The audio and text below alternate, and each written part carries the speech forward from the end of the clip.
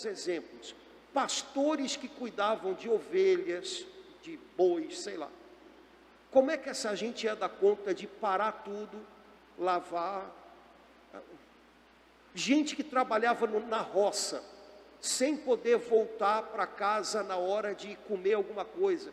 Como é que essa gente ia lavar a mão, jogar água de um lado para o outro, lavar a louça? Resultado disso, para os doutores da lei, para os fariseus, a maioria das pessoas era gente impura, gente para quem Deus olhava e pensava, não está no padrão, não está.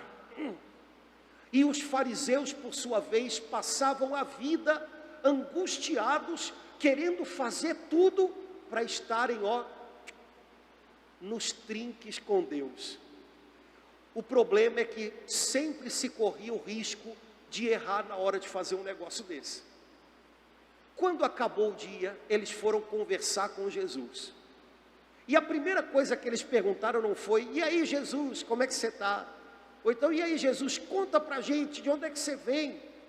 A primeira coisa que eles perguntaram foi, Jesus, por que que os seus discípulos não lavam as mãos direito antes de comer? Olha, Jesus deve ter olhado para aquela turma, e deve ter feito aquilo, que, sabe como é que é? 1, 2, 3, 4, 5, 6, contou até 10. Então disse para eles, pois é, bem falou a respeito de vocês Isaías. Séculos antes, Isaías tinha feito uma profecia, tinha falado em nome de Deus, algo muito sério e duro, a respeito do povo de Israel, a respeito daqueles homens tão religiosos, que queriam acertar, mas que complicavam tanto as coisas, e que davam um valor imenso a coisas que não eram tão importantes, e que não eram capazes de notar o que de fato era importante para Deus. Jesus lembra a profecia de Isaías, e o Senhor havia falado através de Isaías, esse povo me louva com os lábios, mas o seu coração está longe de mim. Esse povo faz um monte de coisas religiosas, rezas atrás de rezas, mas o coração, eu procuro no meio dessas rezas e não encontro, porque o coração já foi para longe, o coração está azedo, o coração está cheio de intrigas, cheio de competição, cheio de vaidade, cheio de ganância.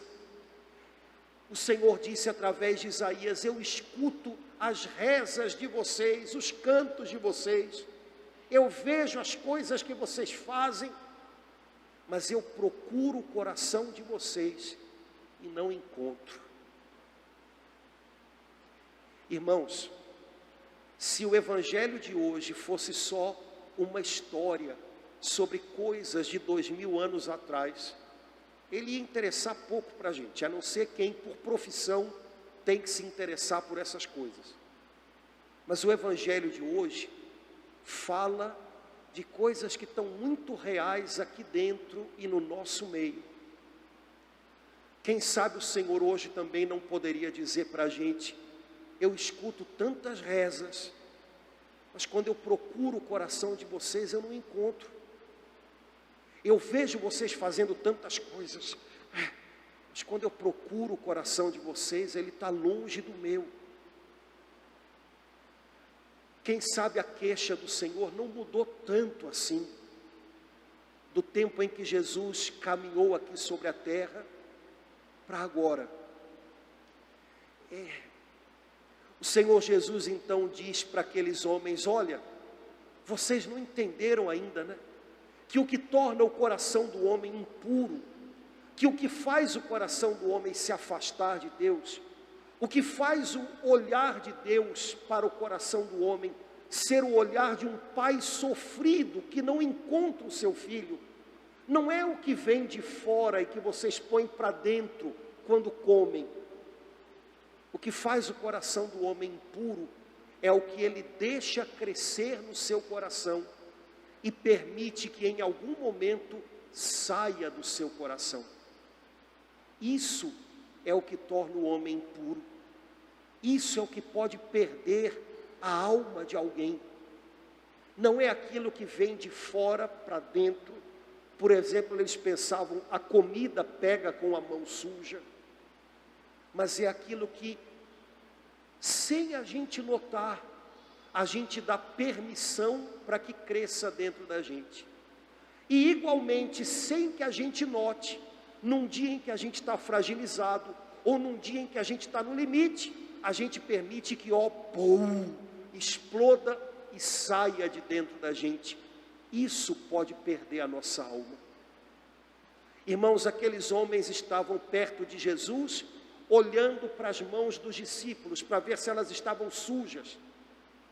E quando eles conversaram com Jesus, Jesus tomou eles pela mão, de uma maneira firme, mas querendo ajudá-los, para que eles fizessem um caminho de parar de olhar para fora e começar a olhar para dentro. O que perde um homem não é o que ele põe na sua boca, com a mão, se está suja, se está limpa. O que perde uma pessoa é o que ela guarda no seu interior e permite que vá para fora.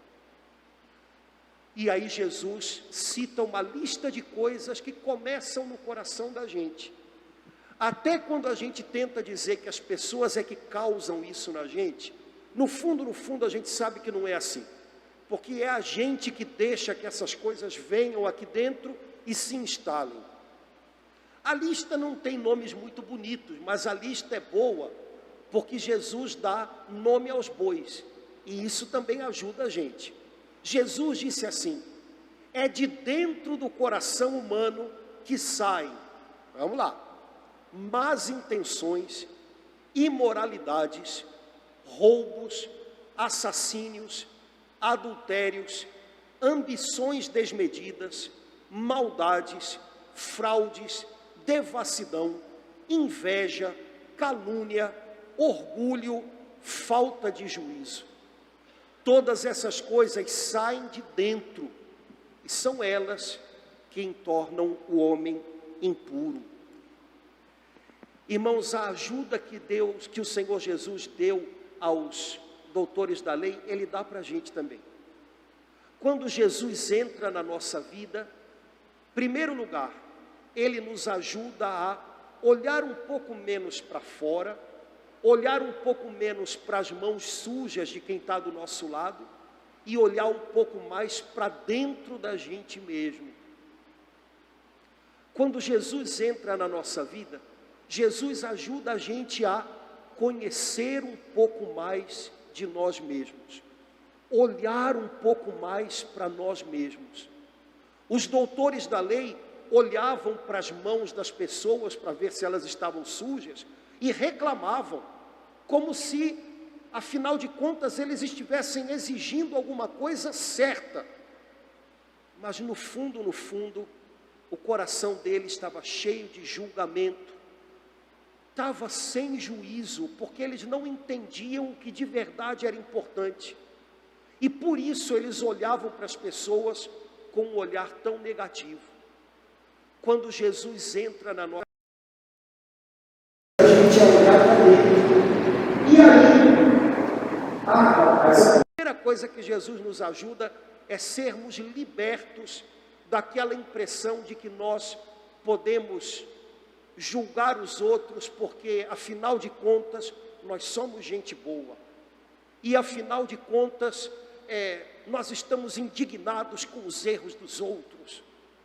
Irmãos, olhem, a gente está vivendo num mundo em que as pessoas estão se classificando muito como nós somos gente boa, eles não são. Nós somos gente do bem, eles são do mal. Olha, tem um errinho de perspectiva nessa história, sabe? Eu nem sei muito bem se as pessoas de lá são tão do mal quanto eu vejo. E eu também, às vezes, me pergunto se eu sou tão do bem quanto eu gostaria. porque eu encontro tanta coisa aqui dentro que não é legal. Eu encontro tanta coisa aqui dentro com a qual eu tenho que lutar. E algumas coisas que eu posso até apontar nos outros e dizer que eles são do mal porque eles pensam desse jeito ou sentem daquele jeito, se eu parar para pensar, eu posso encontrar dentro de mim também. A gente anda classificando o mundo de um jeito muito esquisito, de um jeito que não é cristão. A gente é do bem, eles são do mal. Todos nós, se não formos vigilantes com o nosso próprio coração, somos capazes de coisas que, olha, nem te conto, nem te conto. Quando Jesus entra na nossa vida, Ele nos ajuda a sair dessa posição ilusória, fantasiosa, de que a gente é do bem, e por isso a gente pode apontar os erros de quem é do mal. Porque quando Jesus entra na nossa vida, Ele ajuda a gente a olhar para dentro, e Ele ajuda a gente a dar nome aos bois, e aí a gente vai descobrindo tanta coisa aqui dentro. A gente vai descobrindo que debaixo de toda aquela nossa indignação com os erros dos outros, às vezes o que sobra não é a beleza do nosso coração, é a nossa cabeça dura, é a nossa mania de nos escondermos atrás dos erros dos outros. Irmãos queridos, a gente vive num tempo, basta você olhar na internet, em que todo mundo tem solução para todos os erros dos outros. Todo mundo é capaz de detectar e dar nome, e às vezes até inventar nomes para as deficiências de caráter dos outros.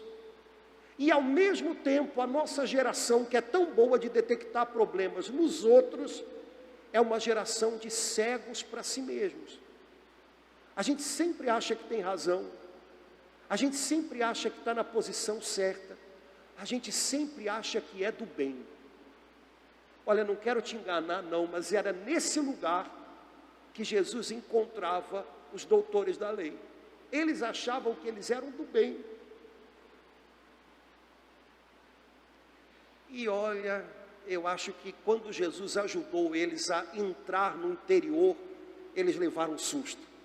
Quando Jesus deu o nome aos bois, e eles começaram a ouvir aquelas palavras de Jesus, eles devem ter levado um susto, porque alguns devem ter pensado, epa, eu tenho isso aí. Ganância, eu tenho. Ambições desmedidas, eu tenho. Inveja, eu também tenho. Olha, quando Jesus foi falando as coisas, eles devem ter ficado gelados, porque eu acho que Jesus não falou isso por acaso. Como Jesus conhece a gente por dentro, Ele deve ter soltado umas palavrinhas assim, que Ele sabia que tinha a ver com a turminha que estava ali. E eles devem ter pensado, eita ferro, e a gente achando que era do bem.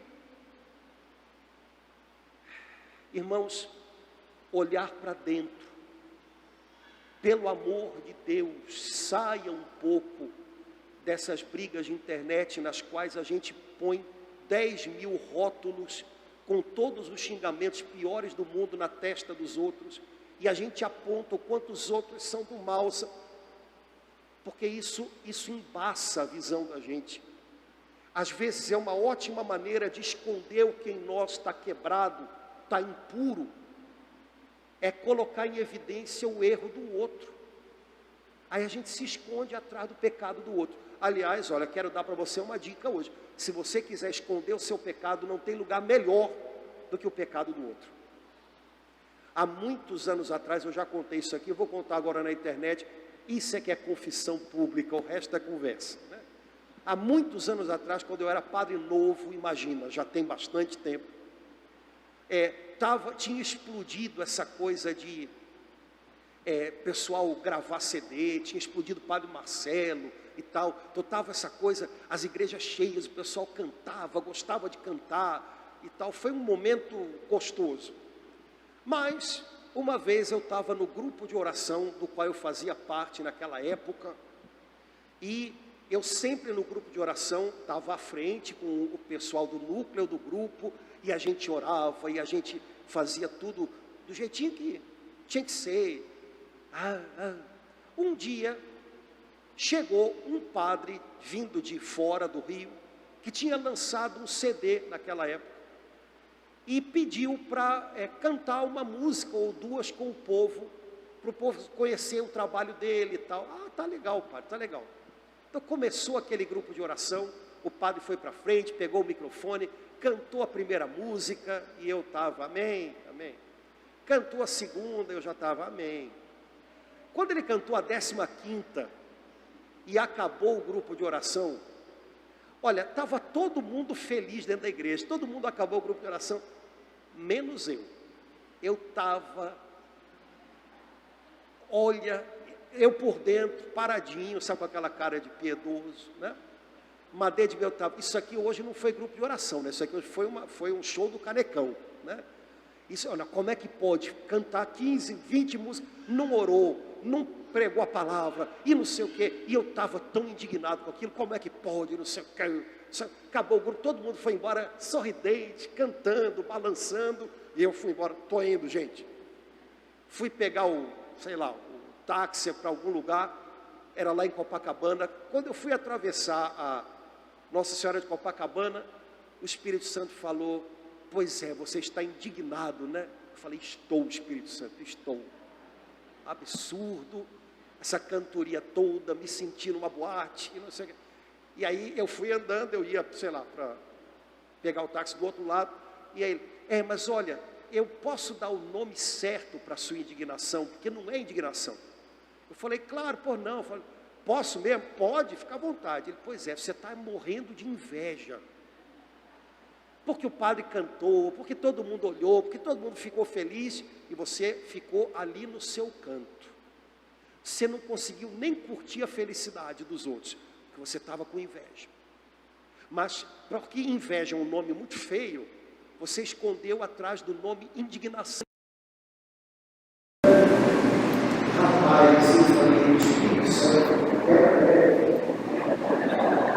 Porque eu sou do bem. Inveja, que nome feio. Mas sabe que até chegar em casa eu fui pensando bem, eu falei, é verdade, o nome do negócio é inveja mesmo. Se eu quiser dar outro nome. Quando eu dei o braço a torcer, Espírito Santo, você venceu, o nome é inveja. Rapaz, eu me senti tão bem. Porque eu dei razão a Deus. Eu parei de dar razão a mim e dei razão a Deus. E dar razão a Deus significa que a gente reconhece que muitas vezes não há o bem dentro de nós e que a gente precisa de um Salvador que nos arranque dessa cegueira na qual a gente se compraz. Bendito seja Deus, porque Jesus não veio para a nossa vida para justificar a nossa maldade, mas para perdoá-la e para nos ensinar a vencê-la. Jesus não entra na nossa vida para dar explicações para a nossa maldade. Não, é verdade, é indignação mesmo, porque Jesus entra na nossa vida para dar nome aos bois, para nos perdoar, porque não há tanto bem quanto a gente imaginava dentro de nós, e para nos ajudar a recomeçar junto com Ele. Irmãos, eu estou tão farto com umas coisas que vocês são a minha igreja, então eu tenho que falar com vocês. Há tanta bobagem na internet, com pincelada de religião, tanta reza, com tão pouca... Eu nunca vi tanta coisa na internet. Vamos fazer uma oração para quebrar a inveja que botaram em cima de você, o olho gordo que botaram em cima de você, o mal que desejaram para você. Vamos fazer uma oração para botar uma blindagem em você, para que você seja invencível. Olha, Deus não nos criou invencíveis. Nós somos de barro. Então eu não preciso ficar repetindo 10 milhões de orações para me tornar invencível. E se em algum momento eu percebo que algo deu errado, algo saiu do controle, muito menos eu tenho que fazer orações pensando, deve ter sido a inveja de alguém. Foi aquela minha vizinha. Eu sabia que ela tinha inveja de mim. a inveja dela está fazendo mal para... Eu fico imaginando Jesus ouvindo a gente falando umas coisas dessas, debaixo dessa palavra do Evangelho de hoje. Não é o que entra no homem vindo de fora que o torna impuro, que mata a sua alma, é o que sai de dentro. A gente tem que parar de fazer tanta oração para quebrar a inveja dos outros e começar a fazer oração: Senhor, tem misericórdia para que eu não seja dirigido pela minha inveja, porque essa pode matar a minha alma. A inveja que eu sinto do outro, a competição que eu faço com o outro, o olhar para o outro e pensar quem tinha que estar naquele lugar era eu. Isso mata a minha alma. O que ele pensa, o que ele sente, o que ele... Ai, meu Deus do céu, mata a alma dele. Mas eu não posso me sentir oprimido, imaginando todo o tempo que alguém fez alguma coisa contra mim. Ah, meu filho, se tu for nessa, tu fica paranoico, cara. E religião não é paranoia. Religião é ser cheio de Deus, ser transformado por Deus, para fazer o que Deus faz, o bem. Por que a gente complica tanto? E tome de reza, reza para aquilo outro, e reza para aquilo. A gente tem a impressão de que a gente sempre tem alguma coisa. Cuidado. E aqui dentro, irmãos, o negócio é aqui dentro. A batalha se decide aqui dentro. O que eu tenho guardado dentro de mim? Qual é o que eu tenho guardado? Porque olha, o que eu deixo inadvertidamente crescer no momento de fragilidade, no momento de desatenção, no momento de pressão, aí eu deixo perceber o hábito de olhar para pessoas com um olhar de desejo, com um olhar sensual. Isso, não lide com isso nunca.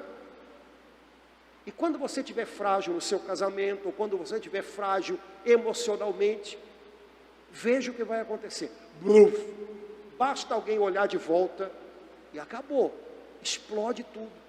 Ah, mas foi aquela pessoa, foi a tentação. Não, meu filho. Aquela pessoa foi a ocasião. Mas o que a gente está deixando crescer dentro da gente e não lida com isso, e não dá nome aos bois, em algum momento, sem que a gente note, aquilo toma o controle da gente, e a gente está pensando mal de alguém, só julga aquela pessoa, e dizer uma palavra que não é bíblica, a gente vai criando um ranço daquela pessoa, até o dia em que a gente vai estar um pouco mais pressionado, um pouco mais estressado, e quando a gente vai ver, a gente vai jogar em cima da outra pessoa o que ela fez, o que ela não fez e o que o capeta fez, porque a gente não lidou com aquilo. Jesus ajuda a gente a conhecer dentro, e é aqui que a gente tem que conhecer. Hoje São Tiago disse tão bonito na segunda leitura: irmãos, acolham com humildade a palavra que foi plantada na alma de vocês e que tem o poder de salvar a alma de vocês. Acolher com humildade significa: ok, Senhor, eu preciso que o Senhor converse comigo, porque eu sozinho me embanano todo. Eu sozinho, quando vou ver, estou sendo arrastado por julgamentos, sentimentos embolados. Eu penso as coisas de uma maneira exagerada. Eu começo a querer. Ih, rapaz, Senhor, eu preciso acolher a Tua palavra. Planta ela em mim, fala comigo, me corrige, Senhor. Porque a Tua palavra, quando eu dou ouvidos a ela, quando eu permito que ela remexa dentro de mim, ela me salva. Ela me salva. Jesus, irmãos, essa palavra que Jesus disse hoje tem o poder de nos salvar. Não é o que vem de fora que torna impuro o homem, mas é o que sai de dentro dele. O que eu tenho permitido que de dia para dia cresça dentro de mim? Ah, não, mas eu controlo bastante para não deixar sair. Aguarde. É questão de tempo. O que a gente faz crescer dentro da gente, em algum momento a gente dá a luz, ou falando ou fazendo. Qual é o nome dos bois? Com o que eu estou lidando? Vou sair dessa posição, eu sou do bem, eles são do mal. Ah, não, eu sou capaz disso e pior. Vou contar outra, hoje eu estou me confessando, ontem eu vi um vídeo aparentemente engraçado, né? Sei lá no que foi, não sei se foi Instagram, mandei até para 2 outras pessoas, que a gente comentou a mesma coisa. Um vídeo de um pessoal que pela fala, que eu não entendi nada, devia ser na Rússia, não é guindaste, aquele negócio, uma escavadeira numa estrada, vindo um carro do lado de lá. Em algum momento a estrada era pequenininha, cheia de neve do lado, a escavadeira parou e o carro parou. E o cara da escavadeira ficou esperando. E os caras do carro mandando ele sair. Sai, sai. E ele não saía, ele era um carro muito... Como é que uma escavadeira ia andar para... Então os caras do carro vieram, entraram na escavadeira e começaram a bater no cara.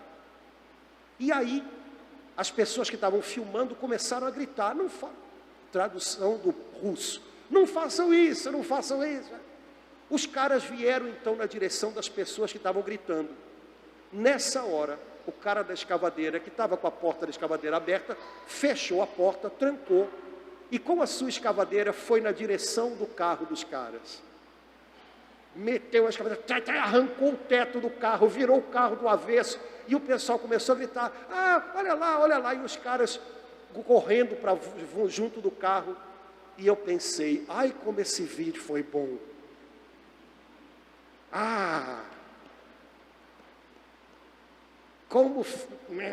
porque se eu tivesse lá, eu acho que eu pegava a escavadeira junto com o cara, eu ia pedir para ele, deixa eu mexer um pouquinho, né? E eu mandei para 2 pessoas, elas disseram a mesma coisa, pois é, eu também queria estar lá para ajudar. Irmãos, a gente é isso, se Deus não ajudar a gente a, com o Espírito Santo dele, organizar as coisas, reparar, não é por aí, né? A primeira reação pode ser essa, mas a segunda não pode. Se Deus não ajuda, a gente não é tão do bem quanto a gente gostaria. A palavra de Deus, e só ela pode salvar nossa alma. Só quando a gente ouve Deus, só quando a gente conversa com Deus, só quando a gente deixa Ele colocar luz aqui dentro, é que a gente descobre o que há e pode ser transformado. Ele transforma a gente sozinho faz variações sobre o mesmo tema, mas não muda muita coisa. Hoje nós rezamos no começo da missa e termino aqui pedindo que você, quem sabe, faça muitas vezes essa oração ao longo da semana. Hoje nós rezamos no começo da missa uma coisa que diz tão bonito: Senhor, estreita os laços que nos unem contigo. Ontem, pensando em falar isso para as crianças, eu pensei, meu Deus, como é que eu vou falar? Estreitai os laços. Eu pensei, bom, criança, quem é que aqui já sabe amarrar o cadarço, o sapato? Se você não amarrar direitinho, bem apertadinho, o sapato não vai ficar junto do pé. O que vai acontecer? Você vai andar um pouquinho, daqui a pouco, o sapato vai lá longe. Pois então, o sapato tem que ficar juntinho do pé, o laço tem que ficar apertado. Pois assim tem que ser o coração da gente com o coração de Deus. O meu coração tem que estar junto do dele, porque senão o meu coração trilha caminhos. E o Senhor vai dizer, eu escuto as tuas rezas todo domingo 10 horas da manhã, mas o teu coração onde é que anda?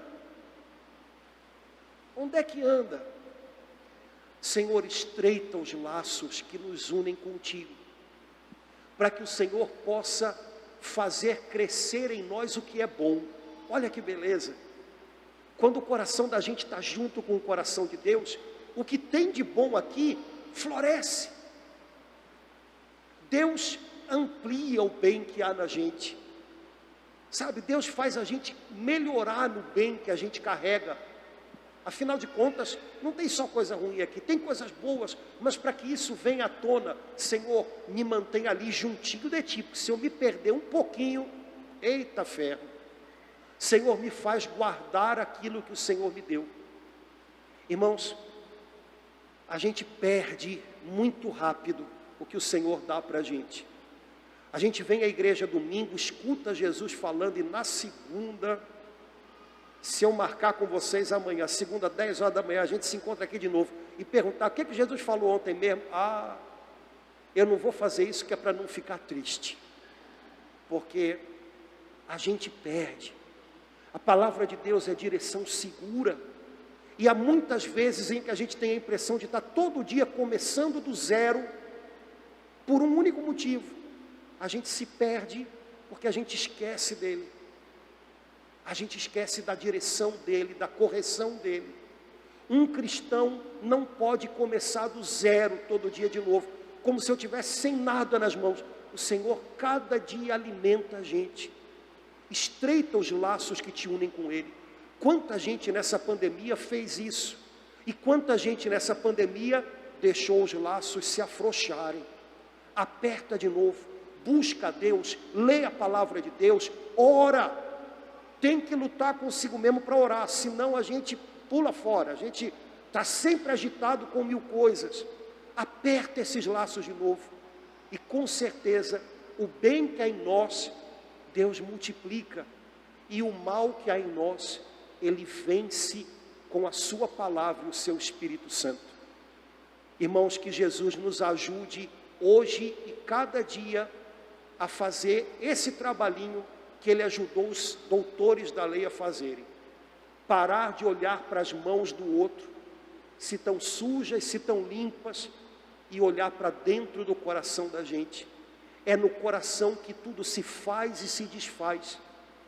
É no coração que nasce aquilo que torna o homem puro. É no coração que é plantada a palavra de Deus. Quanto mais a gente conhece o coração e entrega ele ao Espírito Santo, mais a gente caminha com o Senhor, e aquilo que a gente vai transbordar vai ser bênção para quem estiver ao nosso redor. Vamos ficar de pé, vamos renovar a nossa profissão de fé, dizendo juntos: creio em